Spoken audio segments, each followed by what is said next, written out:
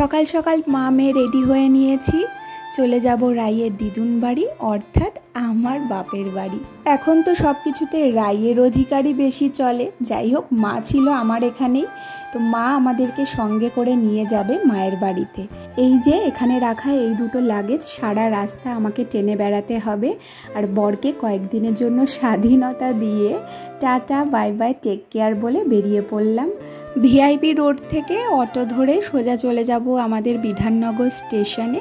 আমাদের ট্রেনের টাইম ওই 6:25। ওয়েদারের অবস্থা একদমই ভালো না, যখন তখন ঝমঝমিয়ে বৃষ্টি নামতে পারে। সময়ের আগেই প্ল্যাটফর্মে পৌঁছে যাওয়াতে আমরা 6:18 কৃষ্ণনগর লোকালটা পেয়ে গেছিলাম, যেটাতে করে আমাদের সুবিধাই হয়েছে। আমি আর মা সকালের ব্রেকফাস্ট সারলাম, 1 প্যাকেট চাল ভাজা আর 1 প্যাকেট চিড়ে ভাজা দিয়ে। রাইসোনা তো ট্রেনে উঠেই কিছুক্ষণের জন্য ঘুম দিয়ে দিল। তারপরে ঘুম থেকে ওঠার পরে ওর জন্য বাড়ি থেকে খাবার করে নিয়ে এসেছিলাম স্যারালাক, সেটা মা খাইয়ে দিল।